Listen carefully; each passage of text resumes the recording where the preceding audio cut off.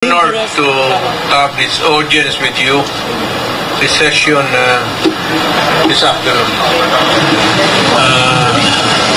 I'm ready to answer your questions. Visiting JV village, ano po ba ang pakipan natin? Tapos, San David Church, ano po ba, anong ibang mga activities pa na natin? Actually, ma'am, may sadya talaga ako sa doon sa Maasin. It's my birthplace. Doon ako pinanganak eh. Marami akong relatives. One of the things that we are presently discussing is yung politika doon, the dynamics. Puro pinsan ko yan sila, halos. So, pag-usapan natin, acting as a mediator para maganda ang takbo ng Leyte, at least doon sa lugar nila. And nakapunta na lang ako dito. Ang sadya ko rin talaga, I timed it to visit them and to visit here because of the fiesta, but more importantly rather, is yung Yolanda na pinuntahan ko nung tragedy that happened many years ago. Tinignan ko lang yung kung ano ang ang buhay nila. Kinumusta ko lang. Wala akong pumunta lang ako ng simbahan just to thank God for the journey here. Kandila ako, just like any Roman Catholic. Tapos kakain, but paalis na rin ako ngayong hapon. So, isa na lang. Ano ba ang nakita mo sitwasyon nila, sir? Sa? Yung sitwasyon nila, sir, ng mga Yolanda survivors. Well, I'm happy that they have at least there's a regrowth of the place, and although I was not able to talk to them intimately because kulang yung panahon, but to see the smiling faces, but you know, if there is one tragic event in my life, marami yan eh. Matayan ka, gano'n. May isa akong event na nagkaroon ako ng trauma. Yung Yolanda. I will not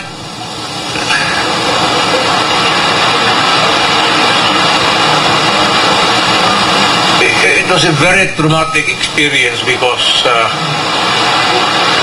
ewan ko kung nandoon kayo, but I was there right after. I could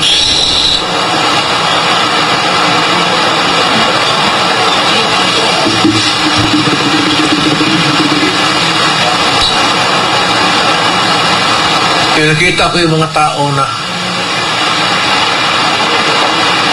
I had to navigate my way towards the regional office of the police to talk to them. I was only mayor lang ako noon. Pero sinabi ko na sa kanila na yung tulong ko, maswerte yun because at that time the new ambulances kaka-deliver lang sa syudad. About 10 brand new. So, nung nangyari yun, we were all ears was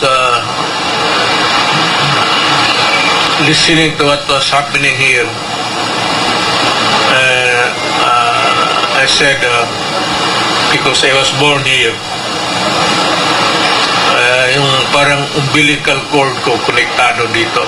May roots ako sa Leyte. Kaya ako, kinargahan ko lahat ng 5 trucks. Ito yung ambulansya ko, then ay pag kinabukasan nag-chopper ako. And it was when I landed na papunta ako doon sa regional command.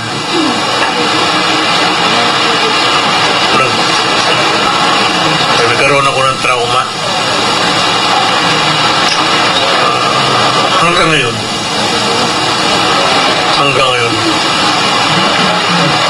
One last question. While ago, Congressman kasi bakit daw pumunta rin sa measures na hindi mo naman yung ginagawa for my 6 years in presidency, going back sa bakit ang pupunta? Pupunta ako ng simbahan, ma. Hindi na siguro nila alam, but every Roman Catholic faithful, maybe not always, but you have to go to church.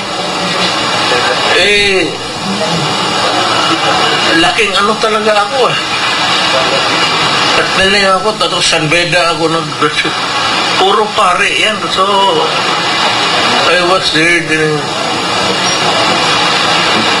Parang second nature na namin yung gano'n. Ewan ko sa iba.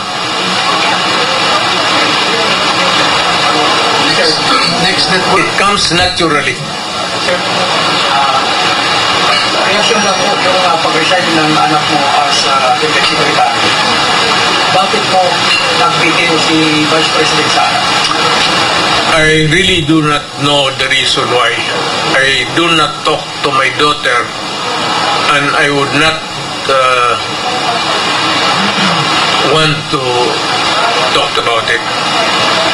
Si Sarah kasi has her own mind, and we do not talk itong ganito sa trabaho niya. She's parang may distansya kami ni Sarah. Wala ba kayong pinag-usapan dito? Wala. Okay. Next network. Former President. Ganong mahadlok man sila, mudagan mo? Kung sa'y rason na naghadlukan man mo? Mudagan. Kung mudagan man mo, mga Duterte, ikahadlukan man mo. Ganong rason na nahadlok man sila ninyo? Kay Tagalite, manggod me. Okay. Ganda. May, guys, kasi kaskin yung asa mamunta na with the waray side, naman ko yung mga parinting ng waray kay gusto naman yung late niya to. So, pag-traverse lang yung mga on the Visayan side, nangitag kapalaran dari sa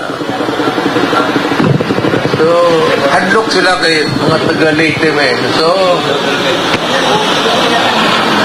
hadlok sila sa Leyte vote. May follow-up question ka? Okay, lang po, ano? Oo. Pagkaroon, kay tana naman po. Tana naman po, kaya kung wala rin ako sa report. Ano tanan? Sa 2020, isa may tinuungkod na kontra sa administrasyon. Kana mo'y matubag na to o mo konsulta tas Ginoo layo kay na it's too distant really to give a reckoning of what will happen in between year 28 o karong anything goes na di tawag kanon di ana Diyos ray kay bawa na Eastern Visayas.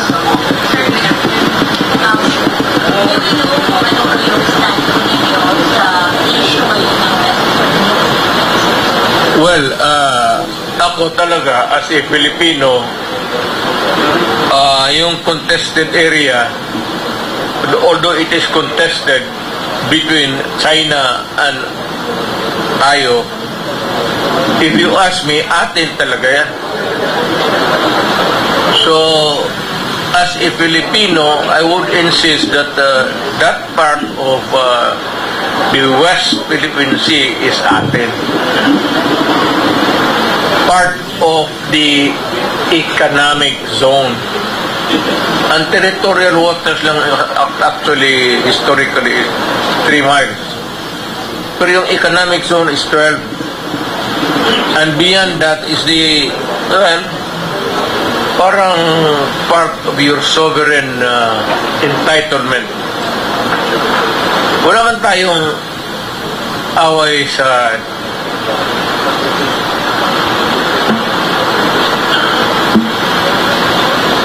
relax na lang akong wala man tayong away sa China noon.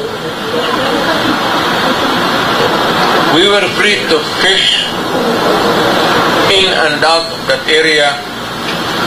Nobody was bugging us, and there was no issue of territory. We were not molested.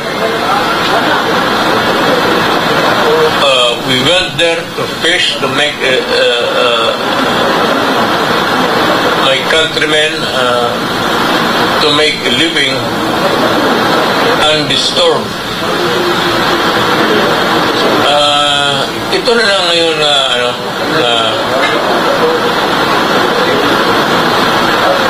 bago itong diskarte, pero alam mo, hindi ko I would be storytelling kung ano talaga nangyari. But alam ninyo kung bakit yan. What started the rock was there.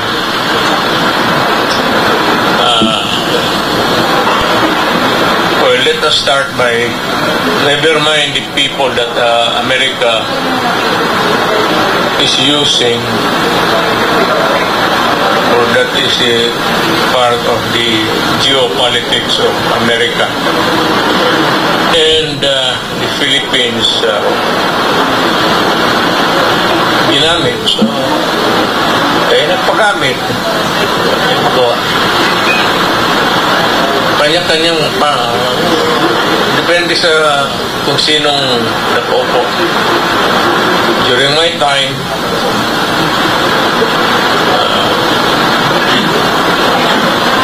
I do not even remember a day of the 6 years that I was president na may kausap akong Amerikano sa Malacanang.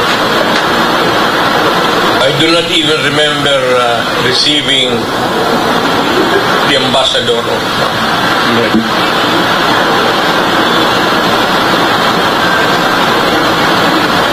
Wala akong hindi ako anti-American, but yung ano kasi noon, yung neutrality, sinadya ko na lang na ayaw kong magipag-usap sa at hindi lang sa Amerikano, pati na sa Chinese and everybody. Let's not talk about this thing,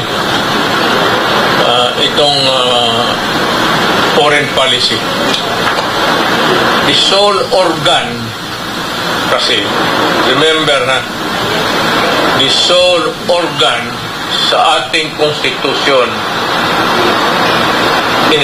vis-a-vis foreign relations is the president only, not even Congress, not even the barangays. The sole organ sa ating foreign policy is the president. Kaya yung iba naman, hindi ko na lang I won't name names, but in their maybe ignorance, hindi nila alam. So yan. So kung anong sabihin ni Presidente dyan, basta foreign relations na anything outside of the country, Presidente yan isa lang. Follow up muna yung new question. Follow up question. Mr. Desan. Sir, having said this, ano po yung nakikita natin epekto sa taong bayan sa mga Pilipino kung puno na nangyayari?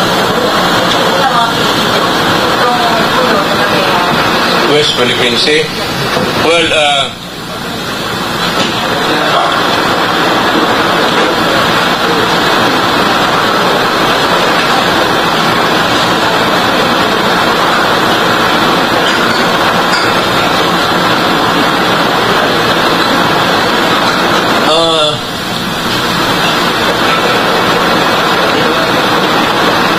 hindi naman siguro.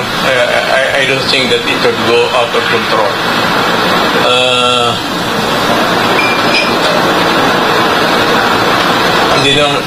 We have not reached that level of animosity or severity in the hostility with China that would warrant trouble for the country and for China also. It's I might just say siguro still within the diplomatic ambit. Madala pa sa policy yan. So, SBTV, walang po sa SBTV. Mr. President, any comment regarding sa acquittal ng Deco Amero, Senator Laila? Oh, well, alam mo, abogado ako. Pagka sinabi ng korte yan, yan. And we always say that it is correct. So, that is how I see it. It is a verdict rendered by the court, and we have to respect it and be happy with it. That democracy is working well in the country. Follow up for another case. Lalong-lalo na yung Mr. President regarding na tulong sa yung Senator sa NCC. You know, guys, alam mo yung ICC, matagal na yan. Mayor pa ako. No, I don't give a shit whether they come in. Para sa akin, wala silang jurisdiction. We are not part of the ICC. Umalis na tayo. They would insist that there is a case there that would warrant for my arrest. Then, hintayin ko kung magdating. And I would like to see, ayaw ko yung Pilipino na police o NBI magpunta sa harap ko. Gusto ko yung ICC mismo magdala-dala siya ng papel niya, warrant, kung sino mo yung inudiputan na yun. Kasi pag bigay niya sa akin, ipapakain ko talaga sa kanya. Ipapakain ko sa kanya. Mamili ka, kainin mo o barilin kita dito ngayon. Deliver kita sa impyerno. Sabihin ko, putang ina mo. Kainin mo. Pag hindi mo kinain yan, I've done that before with other persons, I will do it again. Maraming beses na ako sa mayor ako noon na pinapakain ko yung mga stockpilot. Nasubo ko talaga bunganga nila. Tapos pinapatong ko yung snub nose ko sa tainga nila. Kainin mo o pasabugin ko yung mukha ko. Mamili ka. President, ano po yung reaction ninyo doon sa ulang puntario na magpang may doon with Mayor Bakit na hindi natuloy? At kayo pa naman, medyo nabantaan pa si Andron Lee Paligod na maaaring mapupusakan kanina doon sa Northern Barangay. Alam mo, itong maisob, let me be very clear on this. Itong hakbang maisob does not call for the ouster of the President Marcos. It does not call for his resignation. It does not call for any, even to change his clothes for the day. Itong hakbang maisob is not directed against Romualdez, the Speaker. It is not against anybody. Ito lang yung sentimento. Alam mo, sa totoo lang,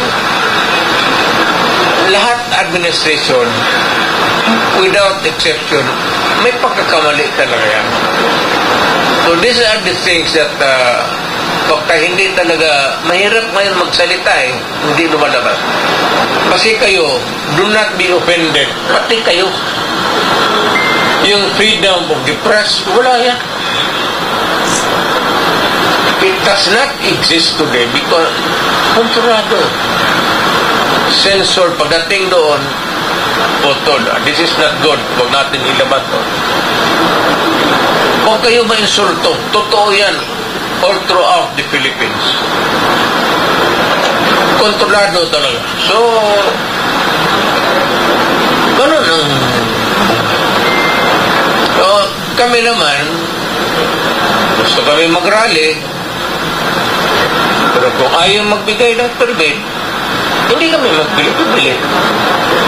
Ang amin lang kasi, sabihin lang namin sa taong bayan, yung hindi lumalabas sa media, kasi, well, I said, hindi ko masanay tightly control, pero adulterated na yung trabaho ninyo. You know what I mean? Adulterated. Or, sad to say, polluted na yung nalabas. Wala na yung kagaya ng media na freewheeling talaga. Not this time. I do not know. I cannot really give a specific reason why. So, hanggang dyan lang ako. From afar, from a distance, yan ang nakikita ko as a former mayor and former president. And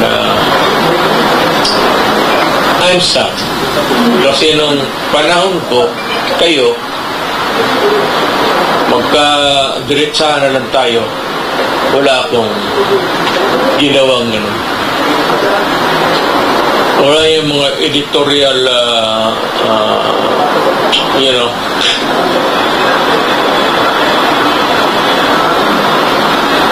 pero ito kung live diretso, mas mabuti, makinig ng tao. Wala naman akong, wala kaming, si Marcos hindi dapat mawalaan ng tulog. Gusto ko siyang magtrabaho dyan for 6 years. He was elected by the people for 6 years. Putang ina, magtrabaho ko dyan. Dok-dokin mo yung mukha mo dyan sa misa. You work. We paid you. We elected you and we are paying you. Magtrabaho ka. Do not worry. Nobody is interested or are natanggalin ka. It's a waste of time. Ganon din, babalik tayo. Palitan mo presidente, so bakit? Kung ang anak kong vice president maging president, would you think that this country would be better than what we have now? It's not a guarantee just because I'm not interested. As a matter of fact, I am praying that he should live until the very end of his term. Wala akong ano kay Marcos. Gusto ko siyang magtrabaho kasi binoto natin siya. Magtrabaho ka dyan.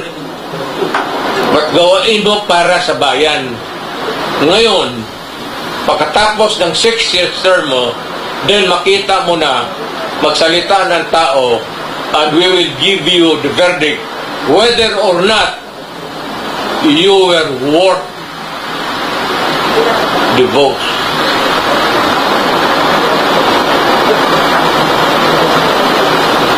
Yun lang na, hindi mo kailangan i-oust mo yan, ikudita, wala yan.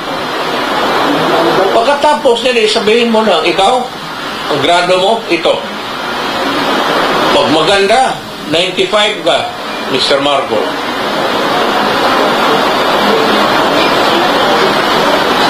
Ganyan lang yan. Ano kasi yung mga takot-takot na yung... Wala yan. Relax ka lang. Walang interesado utang ina. Walang... Pero Inday, wag kang pumasok dyan sa presidency. Putang susmay. Galing ako dyan. Ayaw ko lang ma-insulto ang Pilipino. Pero putang inang trabaho na. Trabaho ka.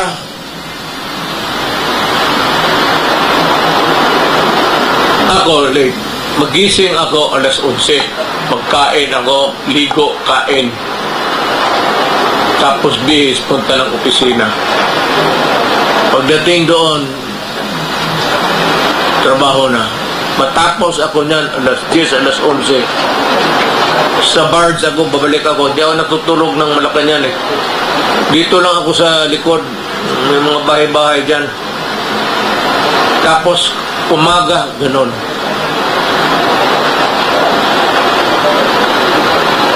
Kasi ang sweldo mo, ganun lang. O ako, ito, nakikinig si Inday. Iwasan mo yung president.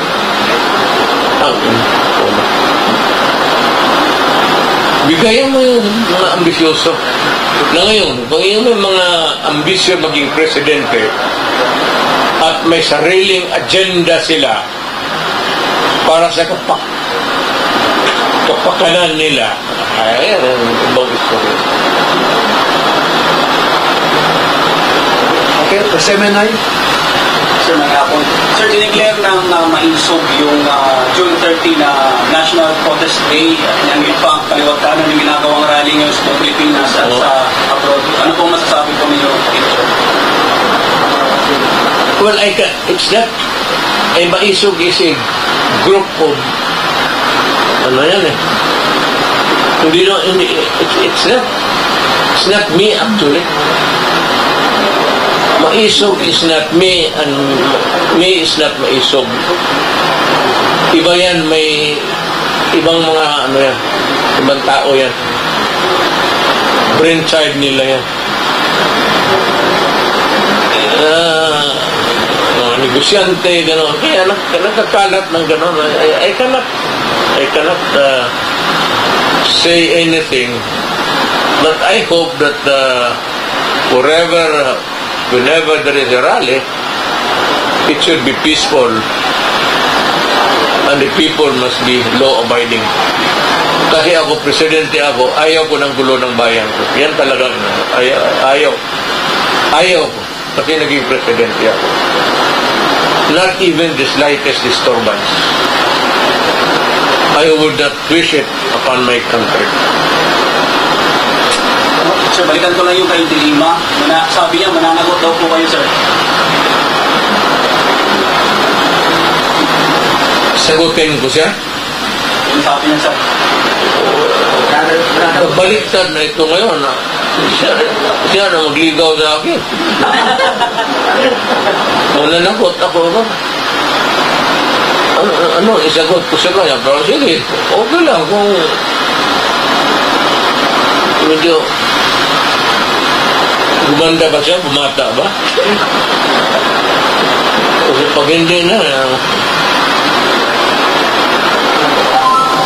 Sir, balikan ko yung sa... mananagot. Siya yung nagkalat dyan at tapos may exhibition pa siya.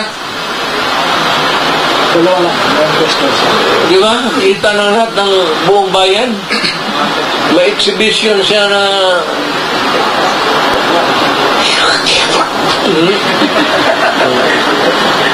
believe ako po tayo na.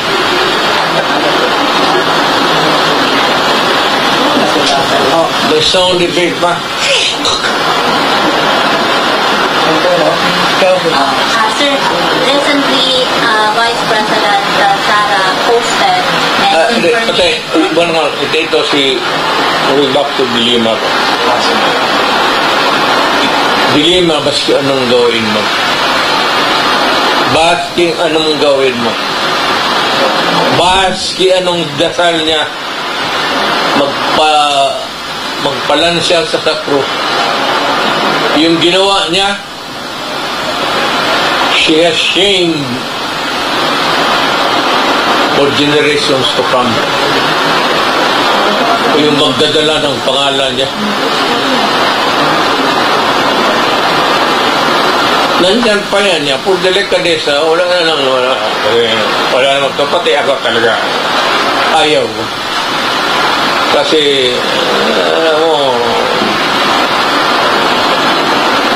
mga anak rin akong babae, nanay ko. Pero, tapos ka na sa... Huwag kang sumobra kasi lumabas yun uli. Lalo ka ng babaon. Do not tempt the gods. Find your peace where you are now.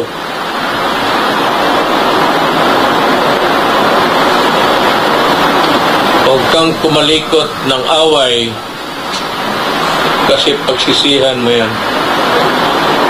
Anong babawiin mo sa akin?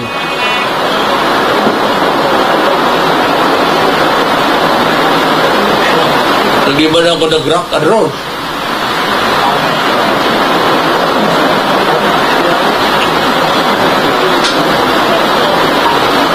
Okay?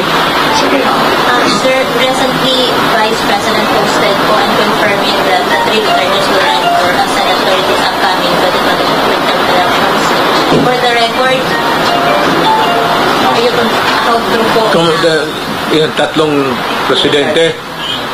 Na mabuti ito, nandito tayo sa Tacloban na dito natin malaman ang totoo.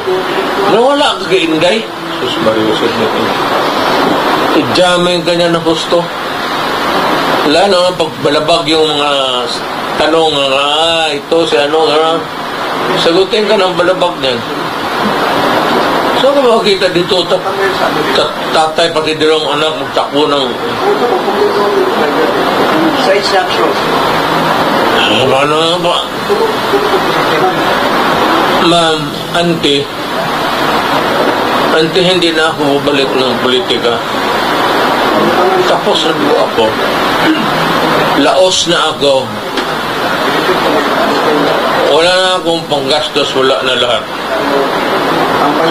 Ang naiwan sa akin siguro yabang. Hindi naman ako galit. wala akong galit. Si Diling walang may galit sa akin. Akala niya ako yung, anyway. Pero wala dyan kay Inday. Alam mo si Inday pag saan ka nakikita ito magsabi tatay pa dito, dalawang anak magtakbo ng Senado? Ano gawin namin sa Senate? But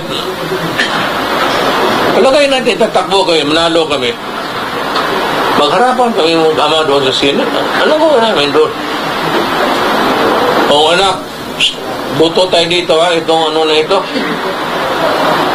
Ikaw, ayaw ko, kontra ko dyan pa. Loko na. Kung mo wala kay Inday, huwag kayong kumagat kay Inday kasi yan si Inday, ano yan. Kagayag ko na yan.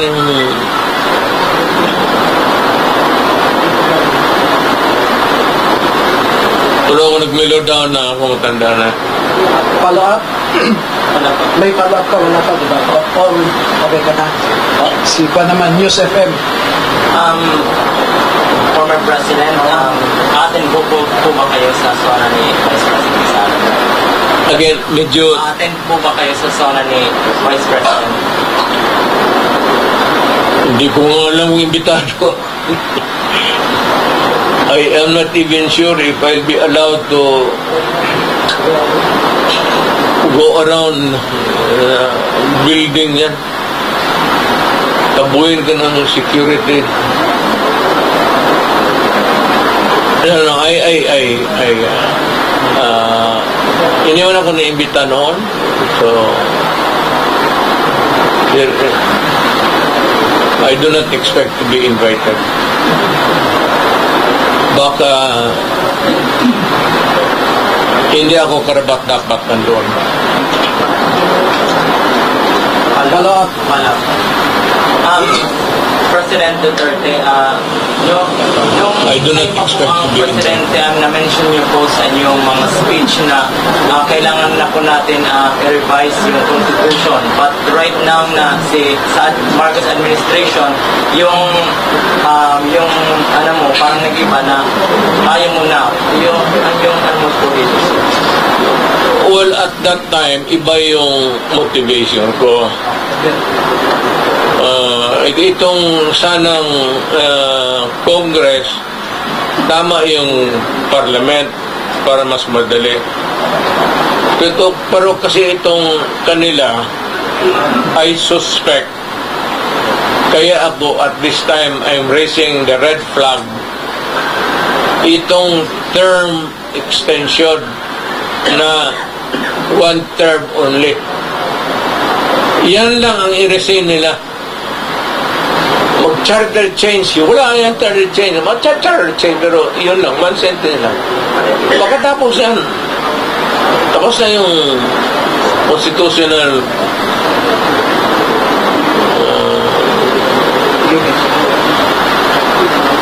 convention o constitutional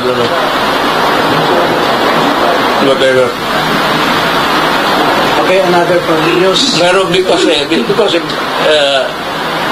somebody, I suppose that somebody is interested. Yan ang mahirap. Yan ang mahirap. Kasi itong history ng Pilipinas, hindi naman lahat presidente dumaan. Pero may ibang dumaan presidente na pag nakaupo dyan, gusto nila na hanggang habang buhay na. Demokrasya to eh. Ang demokrasya needs changes.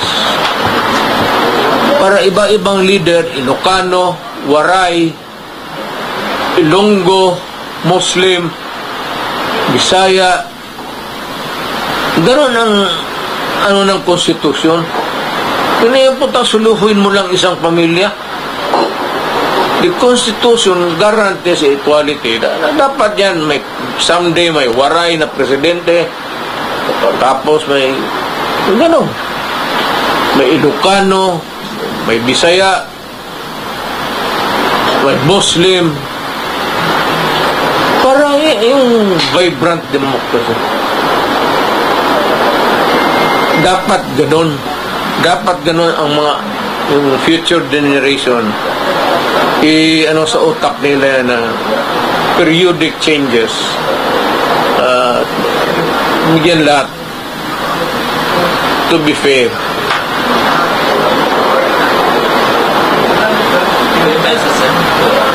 Sige pa, okay lang. Next round. Available ako hanggang alas 8.